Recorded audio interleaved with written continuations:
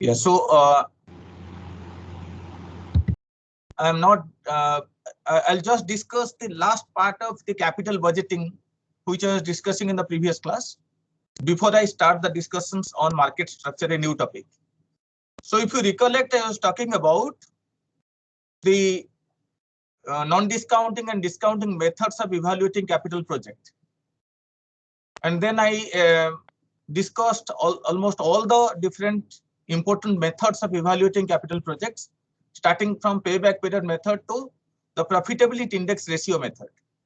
So just I will tell you something about the profitability index ratio, which is the last method I discussed in the previous class. So what was that? That was, as I said, was an improvisation over the net present value method, NPV. We had three discounting methods. One was net present value method, then internal rate of return method, and I discussed the profitability index ratio method. So we found out some demerits with IRR and also with NPV. But between the two, NPV was proposed to be a better method. But then, as I discussed, NPV has its own difficulties, has its own limitations, particularly in a time when capital is limited. If you have unlimited capital, any project having positive NPV is takeable. You can select as many projects as you feel like. However, when capital is limited with a company, then what the company should do is that it should try to ration the capital. So that there is something called capital rationing to make optimal use of the capital, so that you choose the best project from all perspectives. And for that, we propose the third method, that is the profitability index ratio method. The profitability index ratio method is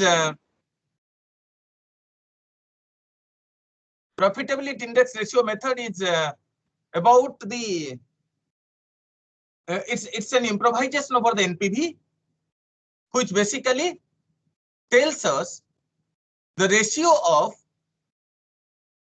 the NPV to, or is derived by taking the ratio of NPV to C naught or PV to C naught.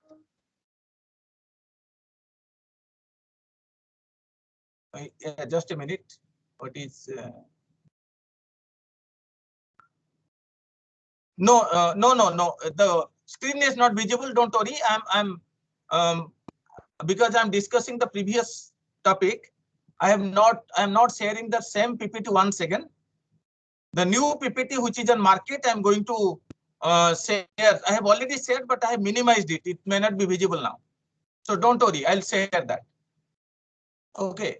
So Ritik, just wait. I am going to share it soon. Okay. So the profitability index ratio is all about the NPV. I mean, it is derived either taking NPV by C0 as the value or PV by C0 as the value. As I have explained, it is either, if you are taking NPV by C0, the value has to be greater than 0 to select the project. If you are taking PV by C0, then the value should be greater than 1 to be selected. So if you have many projects, A, B, C, D, E, suppose there are so many projects you have, each project has a specific requirement of capital, like 100 crore for first project A, 150 crore for project B, 300 crore for project C, and so on. And your total capital required is suppose 500 crore rupees. Total capital available with you is 500 crore rupees. Then what you need to do is you'll have to create a number of subsets of the projects. A, B, one combination, A, B, C, another combination, B, C, another combination, C, D, another combination, C, D is another combination. Why and what do these combinations, what conditions must they meet? The condition is that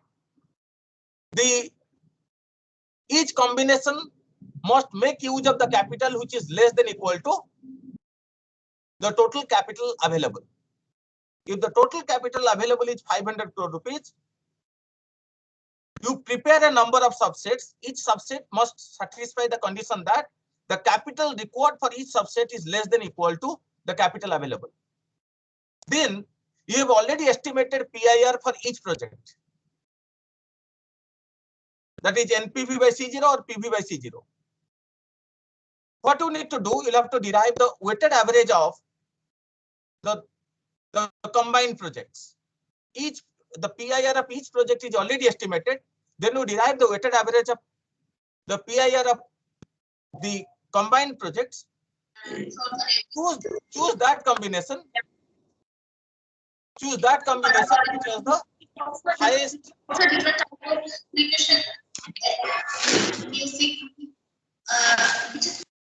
Which is the highest combined average profitability index ratio.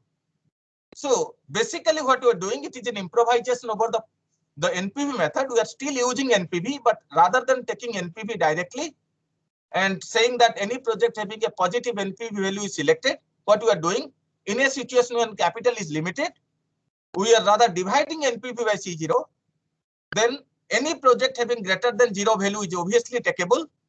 But then what you need to do, we'll see that given the limited capital available, what is that combination we need to choose, which will optimize our capital use.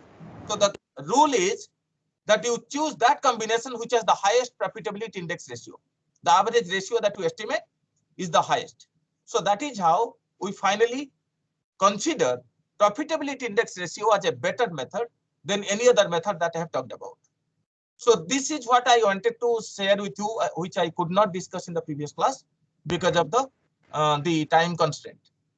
So now let me go to move to the next topic, that is the market structures. Is my screen visible now?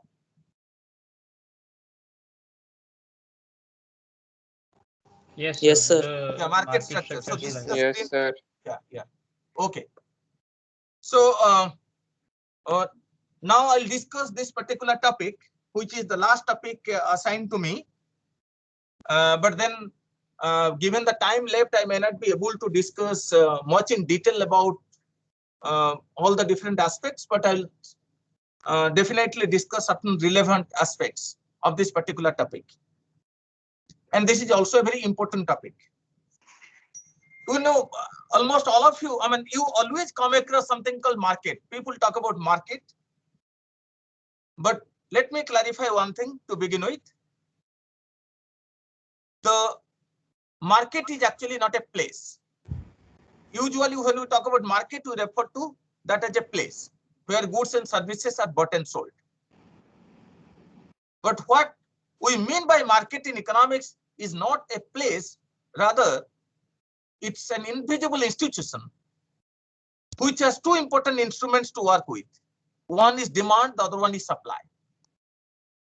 We always, when we talk about market, we refer to the market of something, not market as a place. It is market of something. Like it can be the telecom market. It can be goods market. It can be stock market. It can be money market.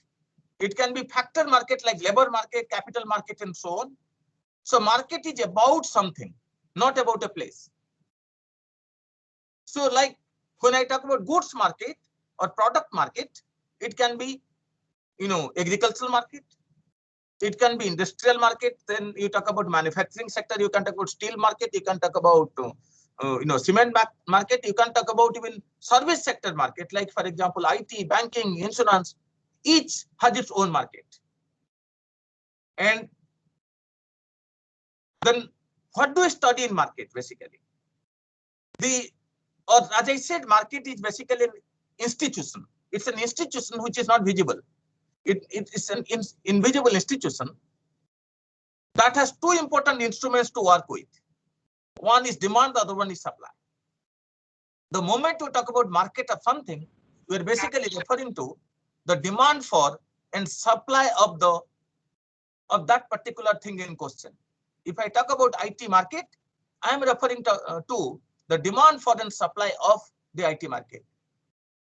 So then depending upon what is the nature of the demand, what is the nature of the supply, the market forms will vary.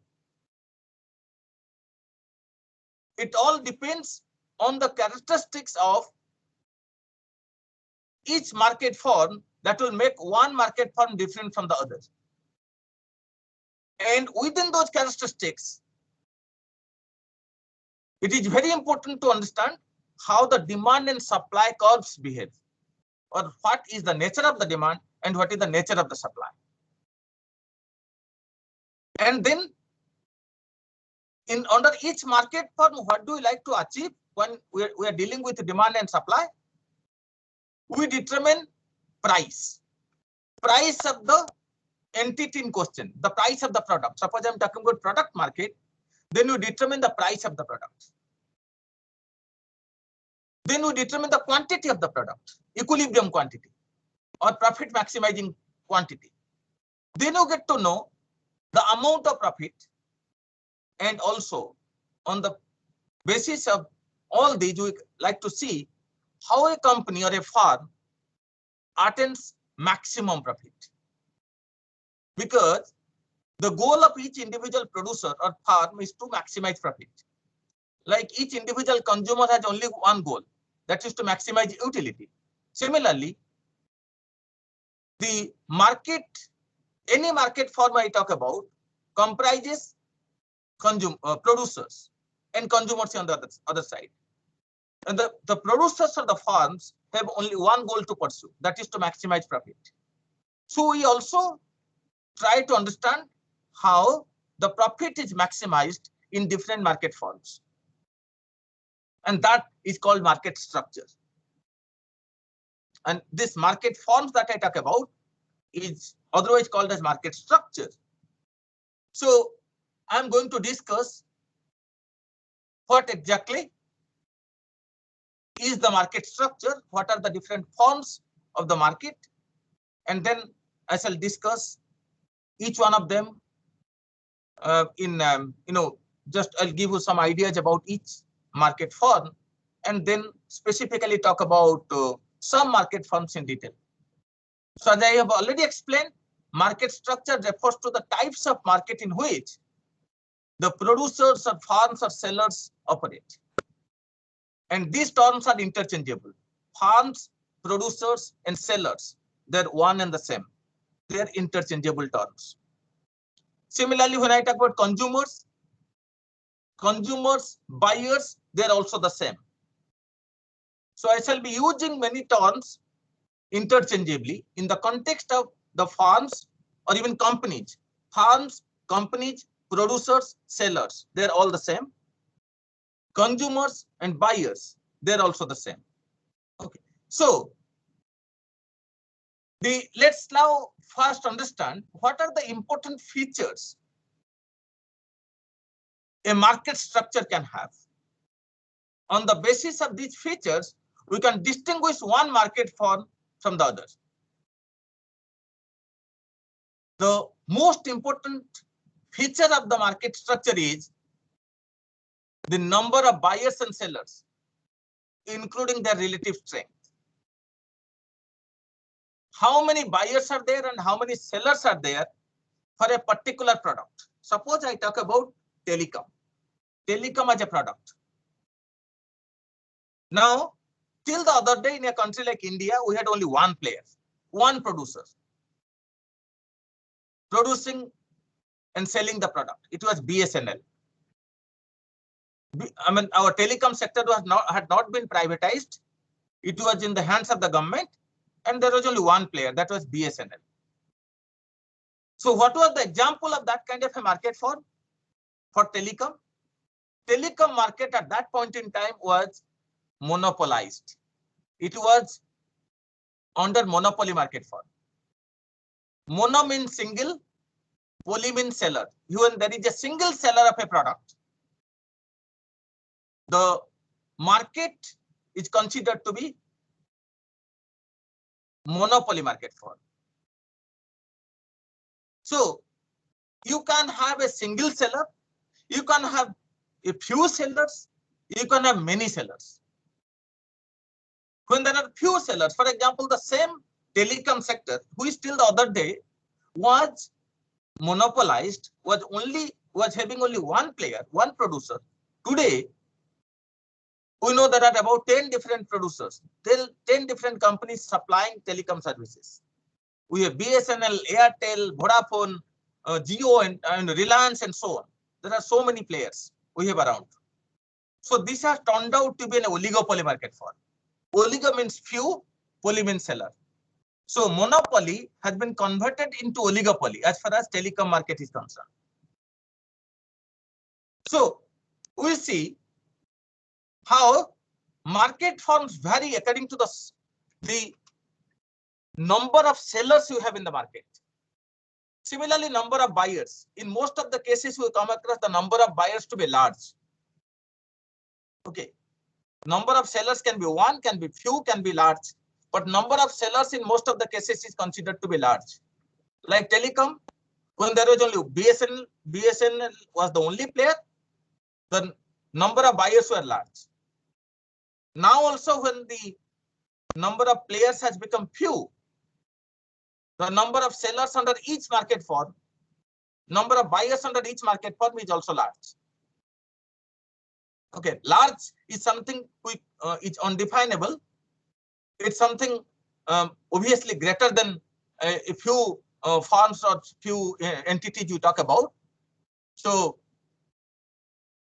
there are thousands of players or lakhs of players depending upon what kind of product you talk about. These are relative terms.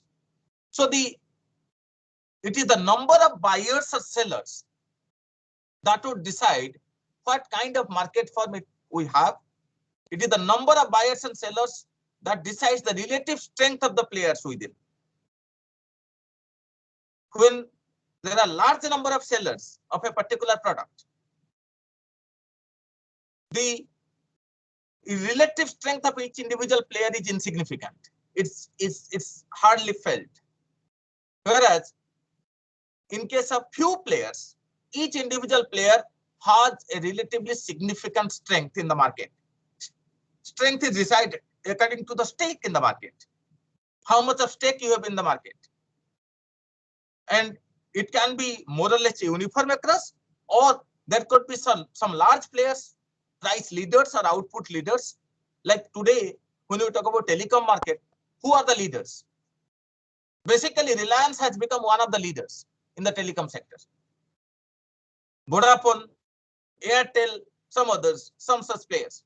Not every single player is having a is very large in terms of the market size. Then there are some small players as well. In some other cases, you might see more or less uniform strength each individual player is having. So number of buyers and sellers could be large, could be few, and particularly I'm talking about sellers. Number can be large, could be few, could be only one. As far as buyers are concerned, it could be large. In some cases, it could be few, and in a very specific case, it could be only one also. There is a market form called bilateral monopoly, where there is a single buyer and a single seller. It also, that kind of market also comes up. Like you are developing a particular product, as a seller, you have only one buyer to buy it. It is a customized product. It is only created for a particular company. So ISRO is suppose developing, is planning for, suppose let's talk about Chandrayaan 2. So then ISRO is needing certain technological support from certain companies. A particular company is assigned the job, and that company is the seller of a particular product, and it is supplying to ISRO only, not to many other players, because ISRO is the only producer of this product, or is the only is the only player which is demanding this particular product, and there is one player which is only producing it. So you might come across these kinds of cases as well. Second important feature of the market structure is the market share of the largest firms. You need to see when suppose there are few players. You need to understand what is the market share of the largest firm.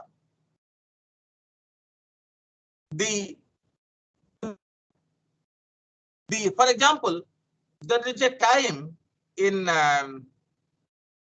some time back, about 20 years back or so, there is a company called De Beers, diamond company, which had about 80% stake in the market. At some point in time, it had 80% stake in the market. All other players selling diamond in the market had less than 1 or 2% stake each. So even if there was more than one player, we still continue to say that the diamond market is an example of near monopoly market. It is as good as a monopoly case, because there is a big player, very large player, which has 80% stake. Rest 20% is distributed among 10 different players, each having an insignificant share. So whatever the big player does, rest follows suit in this kind of a situation. Small players have no much role to play. Suppose today, let's look at the Indian Railways, another example. In the railway sectors, we are now trying to privatize. Suppose a private rail is started. But then, given the size of Indian railways, the market stake of the Indian railways, till the other day it was 100%. Now, suppose a new player, a private player joins, its share would be, suppose, about 2 to 5%. Suppose, let's say, still 90% of the stake in the market is with the Indian railways. Whatever it follows, it does. Rest of the players in the market follow suit.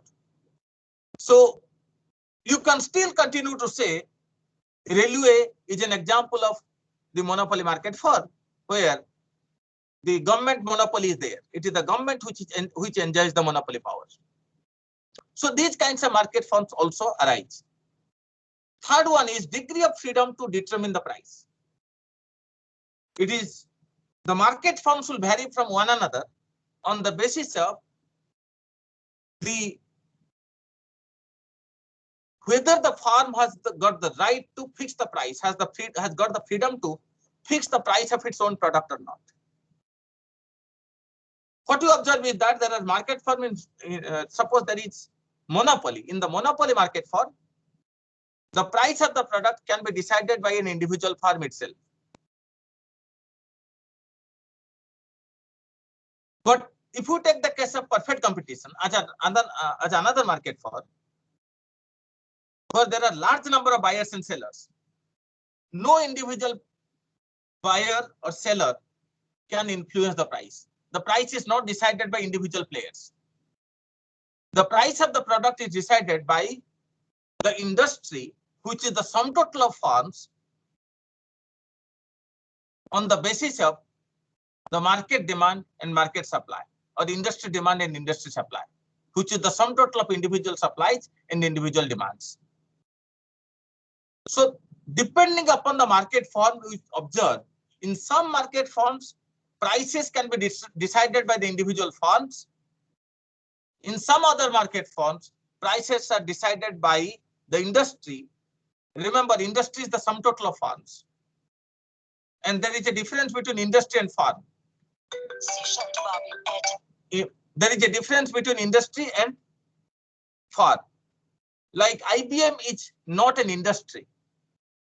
Infosys is not an industry. They are firms.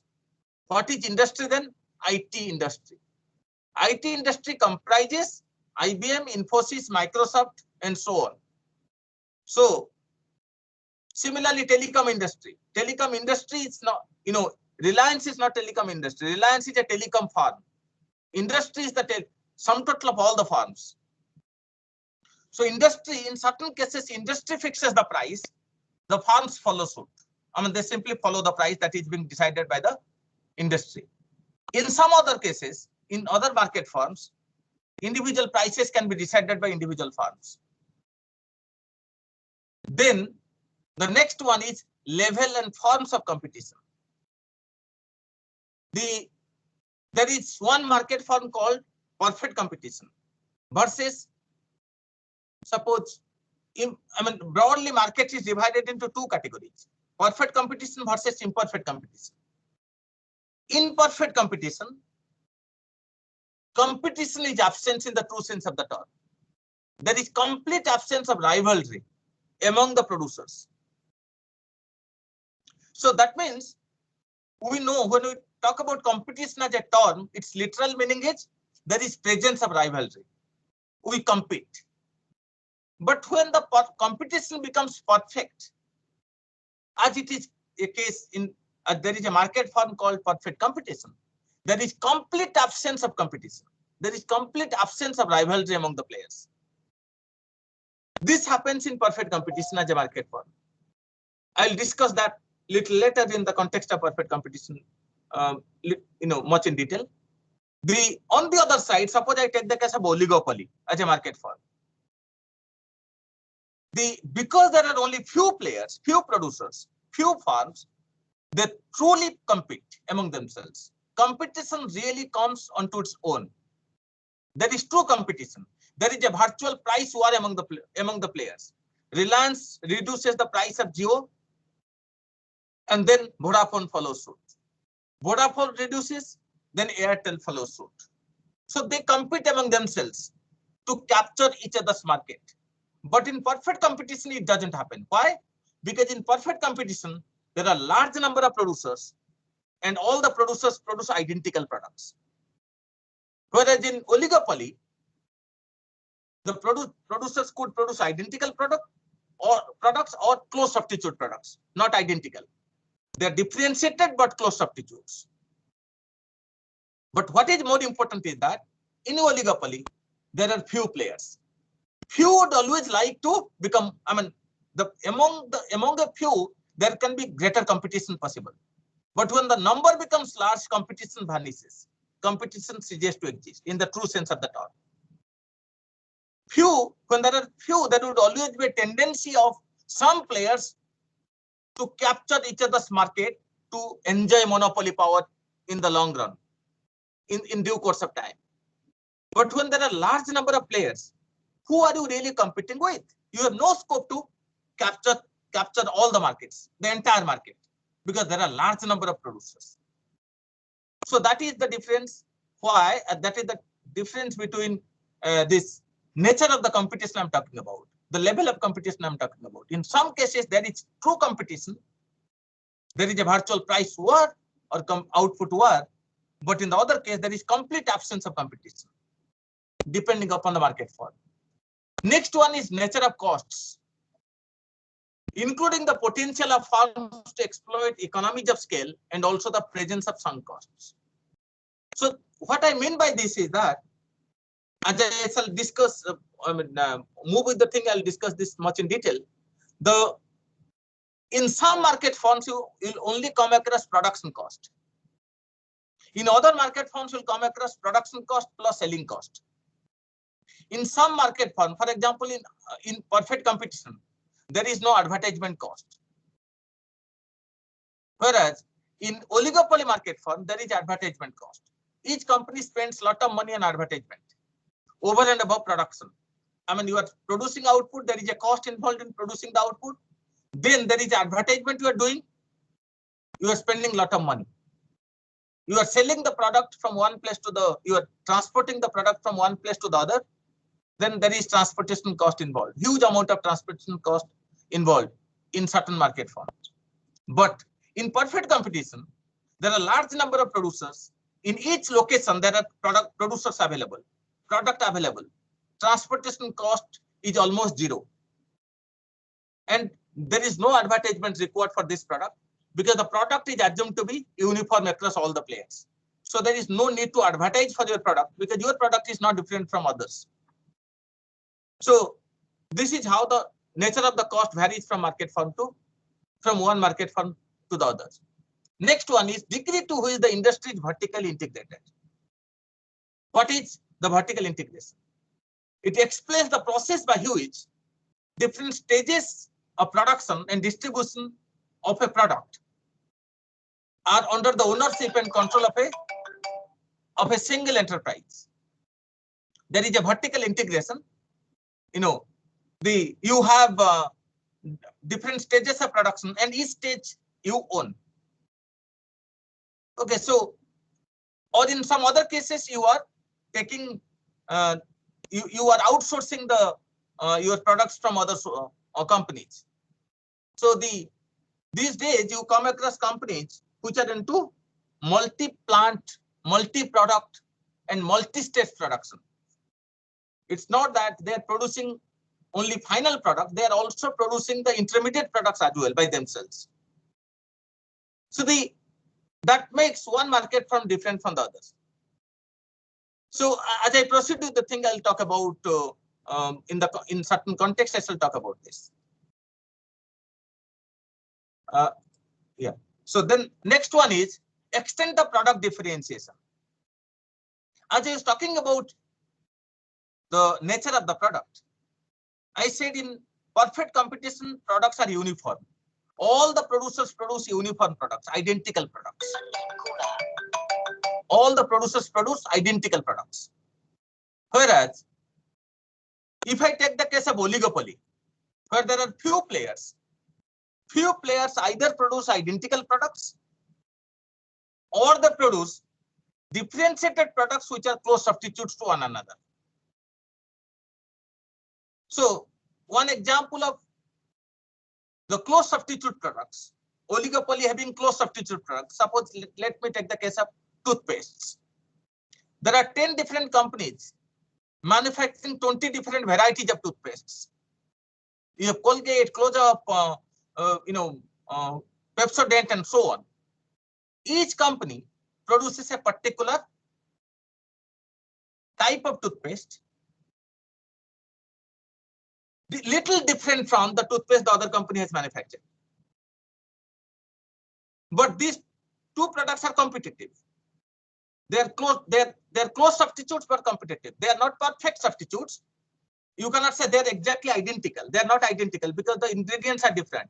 One is made up of, these days what and what not you're making. Like you have a neem, you have salt-based toothpaste, you have neem-based toothpaste, you have charcoal-based toothpaste, and so on and so forth. So different companies come up with different types of toothpaste. So they are different but close substitutes. So you cannot say they're identical. So on the one side, you have differentiated oligopoly. On the other side, you can have pure oligopoly, where all the players, a few players produce the product which is exactly same across all of them. Then you can say it is pure oligopoly. So similarly, in other market forms as well, we come across, like take the case of monopolistic competition. That is another market form, where the products are differentiated, but the differences are fancied rather than real. The products are actually not different, but the differentiation is created in the minds of the people through artificial advertisement. Through advertisement, you are creating artificial differences in the products. The two products are exactly same, but who is the brand ambassador of the product? How it is being advertised? As you know, companies go for aggressive advertisement these days. So you get lured to buy something, you don't buy some other thing. It's basically because who you like, who you do not like. Like how the advertisement is being carried out. So extend the product differentiation that I'm talking about, that makes the product different from one another. The company, the market form different from one another. But one more thing, as I told you, the product differentiation may not always be real. It can also be fancied or artificial. Next one is ease of entry into and exit from the market. The market forms can vary according to the entry and exit rules. Whether a new firm can enter, whether an existing firm can leave the business. If there are 10 players operating and 11th player likes to join your business, you allow the entry to happen. It's one thing.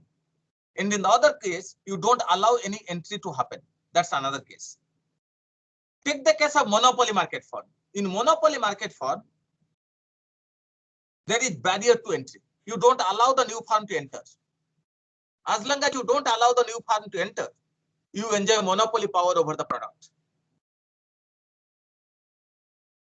So on the other side, if you take the case of perfect competition, there is free entry and exit possible. Any new firm can enter, any existing firm can leave. So one market firm can differ from the other on the basis of entry and exit rules. Then the next one is structure of the buyers in the industry, including the possibility of monopsony power. Like structure, I was talking about the structure of sellers. What about the structure of buyers? How many buyers are there? Whether one buyer, few buyers, many buyers. That would again make the market firm different in the sense that whether if there is monopoly in the product market, then there could be monopsony in the factor market. So you might see that, or there could be oligopoly or monopoly in the buyer market as well, if there is monopoly in the product market. So, or there could be oligopoly in the product market in both the sides, for the buyers and also for the sellers. So this, depending upon the situation, you might come across these cases as well. Last but not the least is turnover of customers. How many customers are prepared to switch their suppliers when market conditions change? This is affected by the degree of consumer or brand loyalty and the influence of persuasive advertising and marketing, which I have already explained. There is, in oligopoly market form, we come across these cases more often than not. So the new, the brand loyalty methods, there are people who like to buy only one particular kind of product. They remain loyal to the particular brand. So whether the customers are prepared to switch their suppliers when the market conditions change, vis-a-vis whether they don't change the brand loyalty ever, that makes one market firm different from the other. So there are people who do not, there are fixed categories of people who buy a particular kind of product, and accordingly there are companies which are only meeting their needs. So the tailor-made products and the customized products which are prepared by the companies. So having said all these, now let me present in clear terms what basically are the broad market forms. As I told you earlier, that broadly market can be divided into two categories. Market forms or the market structure can be divided into two categories: perfect competition and imperfect competition. Again, imperfect competition is further subdivided into three broad categories: monopoly, oligopoly, and monopolistic competition. So these are the four broad market forms, but then within these broad market firms, there are subcategories as well. As I have told you, bilateral monopoly is one category. You have differentiated oligopoly and pure oligopoly, something like that. So you come across various other kinds of market forms as well within them. But these are the four broad categories of market forms. How are they different? Just let me tell you very briefly at this stage before I discuss perfect competition in detail. Perfect competition different from the imperfect competition.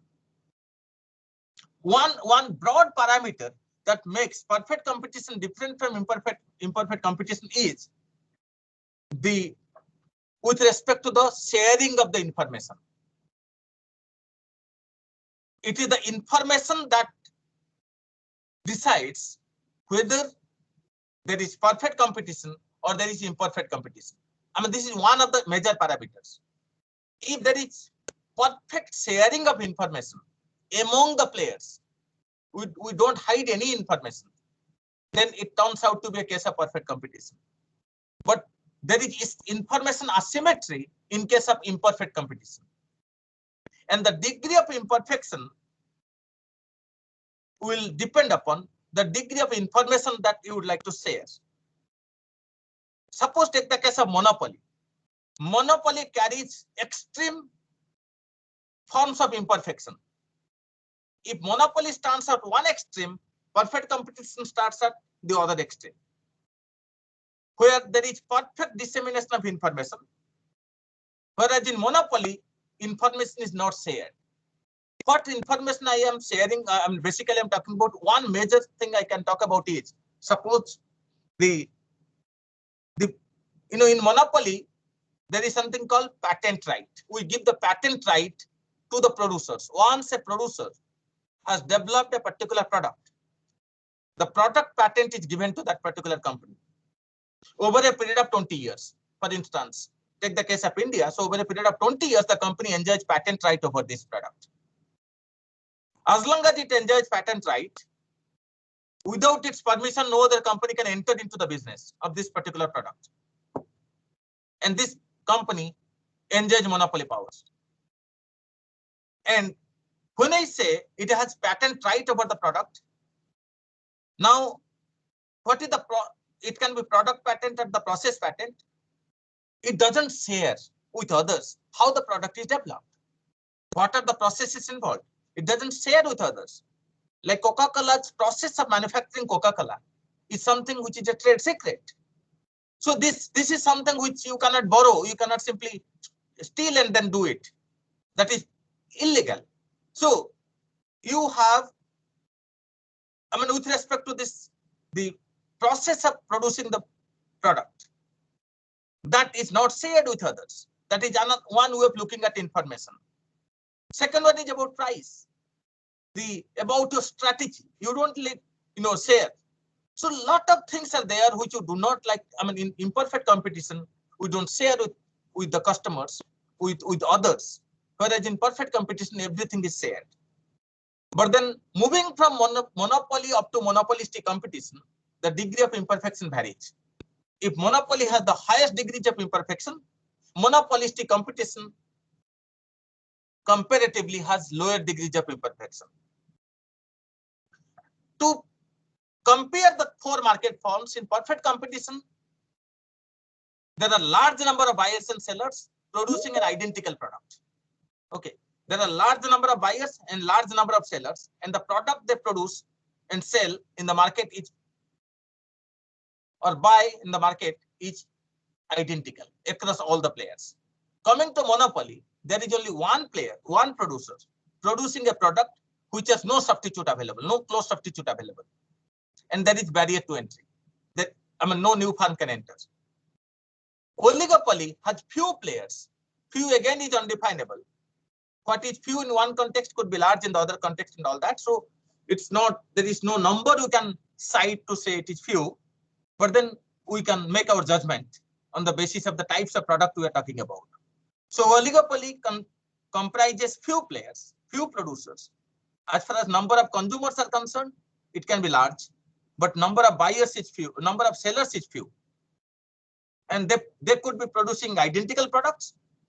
Then they constitute pure oligopoly, or they form pure oligopoly market form, or they produce differentiated products which are close substitutes to one another.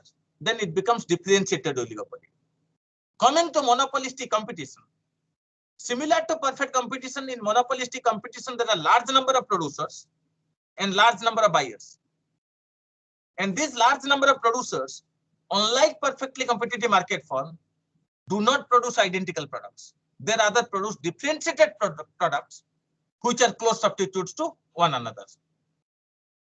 So if I take the example of certain products which fit into each category, under perfect competition, the examples are mostly agricultural products.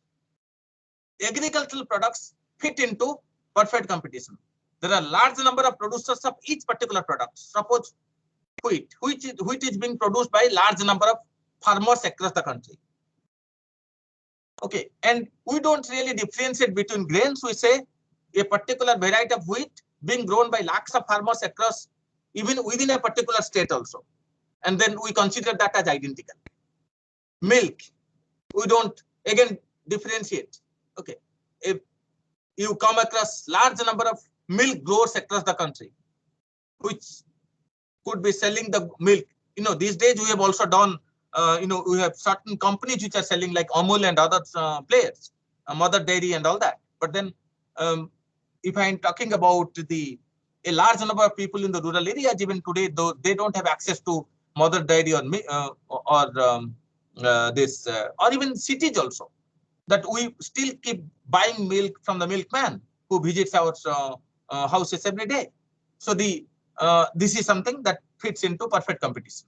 Coming to monopoly, urban tap water supply. For example, there is Kolkata Municipal Corporation, which supplies water, drinking water facility or the entire water facility in the residences. Okay, there is only one player supplying it. Or cable TV, in a particular locality there is only one cable TV operator. These days it is becoming an extinct species. But then till the other day, that we used to have cable TV operations, and so cable TV in a particular locality there is only one player. And then there are a large number of buyers. Oligopoly, like suppose you take the case of tennis ball. There are several companies which manufacture tennis balls. Okay, not many but few. Okay, but then balls are bought by many. Crude oil, like as you know, we talk about OPEC, Organization of Petroleum Exporting Countries. It is an example of collusive oligopoly. Few petroleum exporting countries have decided to join hands together to form a cartel, and then they're selling the oil at a uniform price to all the oil importing countries. So the crude oil is an example of crude oil suppliers are basically few in number. Either the few have decided to join hands together to form a cartel, or there are still some players who are outside the cartel, but then there are not large number of players. Monopolistic competition, where, as I have told you, the differences are artificial, not real, but there are large number of producers and large number of sellers. So suppose you take the case of novel market. There are several books available. It's your choice which book you like to. In the fiction category, you have thousands of books available, so you can buy any one of them of your choice. Okay, and then similarly movies. So these are some examples of the monopolistic competition. Like movie, just to give an example, that you go. It can be about movie suppliers of movies. Like for example, if you like to watch a movie in a movie hall, now there are two movie halls available: a multiplex and an independent movie hall. These days, people prefer the multiplex over the independent halls. In both the places, same movie can be watched, same cinema can be watched. But you go to X, you don't go to Y. Why? Because when you go to a particular movie hall, suppose a multiplex, not only do you get or watch the movie, at the same time, you can have food to eat. You can do shopping in the shopping mall because it is located inside the shopping mall. So the differences are basically fancied, not real. The product is same. You watch the same movie. Maybe the quality of the theater is same. This hall in terms of the audio and other things could be same. But even then you choose one over the other, basically because you know that the services associated with the delivery of the product can be different in two different places. So these are some of the examples. So these are the broad categories. Now let me, maybe in 5 minutes time, I'll just discuss something related to the first market form. Okay, given the time, I may not be able to discuss all the market forms much in detail, but then a few market forms I'll try to discuss in a way that will help you. So first is perfect competition. Let me discuss what exactly this market form is. Then how does a firm attain equilibrium under each market form? That's what we are going to discuss. So first I'll begin with perfect competition. To begin with, when I talk about perfect competition, it's a market form in which there is complete absence of rivalry. among the players. I have already explained this. Why there is complete absence of rivalry? Is it by choice or by force? As I proceed with the explanations, you will get to know what is the reason why there is complete absence of rivalry among the players. One reason why there is complete absence of rivalry among the players, among the farms in particular, or producers in particular, is that there are large number of buyers and sellers of a homogeneous product. The products the large number of sellers sell in the market are homogeneous or identical. As because the products are identical, there is complete absence of rivalry and the number is large. The number is large and the product is identical. That makes the situation where you hardly have the scope to compete with others because the product is uniform. You cannot have a different price on the product. So, one example is, as I have told you, the vegetable market, the fruits market, and the entire agricultural sector could be an example of the perfect competition. Even we say stock market is an example of the perfect competition, where large number of shares are bought and sold every day in the secondary market when you talk about. And we don't really differentiate between, suppose, Reliance share, I buy 100 shares and you buy 10 shares. Each share in a particular point in time, the price is same. The price is decided on the basis of the market demand and market supply during that particular time period. Throughout the day, the price of share changes, keeps changing. How the price changes? On the basis of the relative strength of demand and supply. How many people are demanding that particular share? How many people are supplying that particular share? On the basis of that, the price gets determined. Okay. So to further discuss this, what are the basic characteristics of perfect competition? As I have already explained, the first basic characteristics of perfect competition is there are large number of buyers and sellers. And these large number of buyers and sellers produce identical or homogeneous products. If there are large number of sellers of a product, each individual seller becomes an insignificant entity in terms of market stake. If there are lakhs of farmers growing a particular crop, then each individual farmer would be selling and producing a very small quantity of the total crop. So and the price in this market is decided by the industry on the basis of total supply and total demand. Each individual seller has to sell the product at the going price that the industry fixes. No individual seller can influence the price. Why? Because each individual seller has a very insignificant share of the total market. There are millions of sellers selling the product.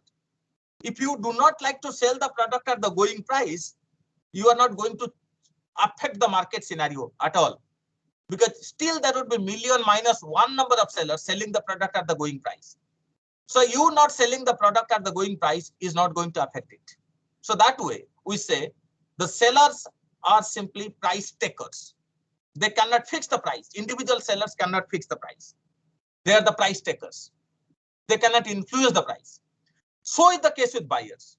No individual buyer can influence the price because there are lakhs of buyers buying the same product from lakhs of sellers. So if one individual buyer doesn't like to buy the price at the going price, doesn't like to buy the product at the going price, the price is not going to change. The demand is not going to be affected because you don't like to buy, because still there will be million minus one number of buyers who would be buying the product. So demand curve will not change, which will affect the price. Total demand curve will not change visibly, which will affect the price. So that is the reason why we say in a situation where the product is identical across all the players, there are large number of buyers and sellers in this market form. The farms, individual farms become price takers and output adjusters. They cannot fix the price. The price is determined by the industry, which is the sum total of farms, on the basis of market demand and market supply, on industry demand and industry supply, and that price is applicable to each individual buyer and seller. Third attribute is there is free entry and exit. any new fund can enter the business, any existing fund can leave the business. There is no restrictions on the entry and exit of the funds because it's a free market. It's perfect competition. So you don't have any restrictions on the entry and exit of the new firms into your business. Only condition is that it can happen only in the long run, not in the short run. Because in the short run, whoever is there will remain. Only in the long run, in new firms can join, existing firms can leave. Fourth one is that there is perfect knowledge about the market. I have already explained this. That this is a market firm in which there is nothing hidden. There is perfect knowledge about where the buyers are available, where the sellers are available, what is the price at which the product is being sold, how much is the quantity being sold by each producer and all that. All these information are perfectly shared among the players. Nothing is hidden. And even the quality of the product and everything. The product is basically unstandardized product in this market firm. It's not a standardized product in this market firm. We don't really do that kind of a thing under. It happens in processed goods industries and all that, but not in the typical agricultural sector. Suppose you take the case. The last but not the least is perfect mobility of the factors and products. This is a market firm in which we allow the perfect factors to become perfectly mobile from one place to other. Products are to be perfectly mobile from one place to the other. Implying thereby, if there is shortage of products in one place, surplus in the other, the products can be perfectly mobile, can be allowed to move from one place to the other.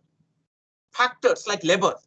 If there is surplus of labor in one place, deficit of labor in the other place, the place where there is surplus, the labor is allowed to move to the other place. Okay, then so that there is balance finally. Like, this is good. I mean, this is pure economics I'm talking about. You know that what happens in a country like India, there have been lots of political debates on this particular issue when it comes to some states telling that the migrant workers are from certain states should not be allowed to come to this state and all that. But when you look at economics, you will say that it is good. It is a win-win situation for both the host state and the guest state to accept this migration to happen. The state where there is surplus of labor, if from that state, labor starts moving to the other state where there is deficit of labor, the price of labor will be uniform. Today, if in a state there is deficit of labor, the price of labor increases. The cost of production will accordingly rise. The price of the product will be higher in that state compared to another state. So how to bring uniformity across the price, across the products, across the states? It is through the mobility of the factors in products, and that is permissible in perfect competition. So this is all that I discussed today. In the next class when I meet, I'll start the remaining part. Okay, so I'll stop here. The time is over. I'll stop here. So next class when I meet, I'll discuss the remaining part of this particular topic. If you have any time left, anybody who likes to ask me anything can stay back, others can leave. My class is over.